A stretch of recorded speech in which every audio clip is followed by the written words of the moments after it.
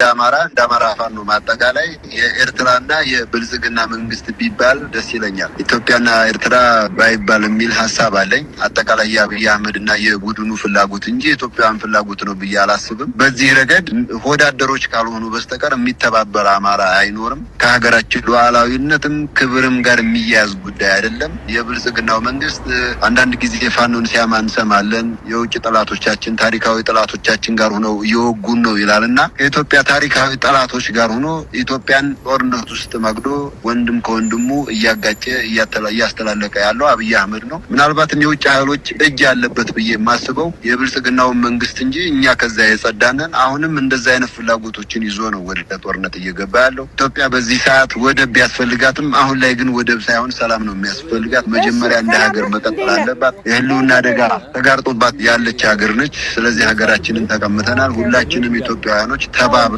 የብልጽግናውን ስርዓት በመገርሰስ የሀገራችን ባለቤት የምንሆንበትን ምዕራፍ ነው ማመቻቸት ያለብን እንጂ ከአብይ አህመድ ጋር ሆነን ጦርነት ውስጥ መግባት አለብን ብዬ አላስብም። ሁሉም ኢትዮጵያውያኖች ልጆቻቸውን ሰብስበው መያዝ አለባቸው። በአጭር ጊዜ ውስጥ በጣም ፈጣን በሚባል ጊዜ ውስጥ ሁሉም ኢትዮጵያውያኖች በሁሉም የኢትዮጵያ አካባቢዎች ህዝባዊ አመጽ፣ ህዝባዊ እምቢተኝነት በመቀስቀስ ጦርነቱን ማስቆም ይቻላል። የብልጽግናውን ስርዓት መገርሰስ ይቻላል እና የበዛ ዝምታ አለ፣ የበዛ የፍርሃት ቆፈን አለ። ግፈኞች ለትንሽ ጊዜ ነው ሊሆን የሚችለው እንጂ በአጭር ጊዜ ውስጥ የብልጽግናውን ስርዓት መገርሰስ ይቻላል። የአዲስ አበባ ህዝብ 50 ሺህ ሆኖ ታላቁ ሩጫን ከመሮጥ 50 ሺህ ህዝብ ወደ 4 ኪሎ ቤተ መንግስት ቢገባ ቤተ መንግስቱን መቆጣጠር ይቻላል። ኢትዮጵያውያኖች በጣም የበዛ እንቅልፍ ላይ በጣም የሰመጠ እንቅልፍ ላይ ያለ ነው እና በዛ ደረጃ ነው።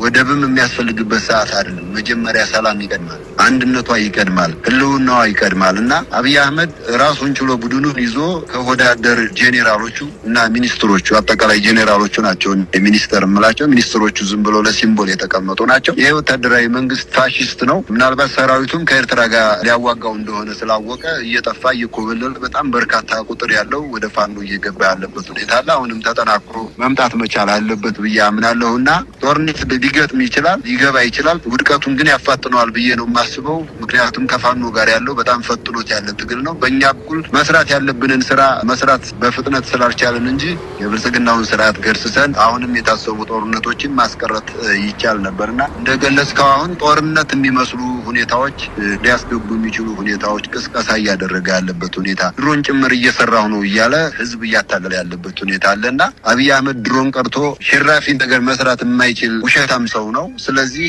ኢትዮጵያውያኖች በዚህ ፕሮፓጋንዳ የሐሰት ፕሮፓጋንዳ መሸወድ መታለል የለባቸውም። እሱ ካዳመጡት ሰው እሰራለሁ ሊል ስለሚችል እሱን ወደ ጎን አድርገው ሁሉም ኢትዮጵያውያኖች እኔ በጣም በፍጥነት ህዝባዊ አመጽ፣ ህዝባዊ እምቢተኝነት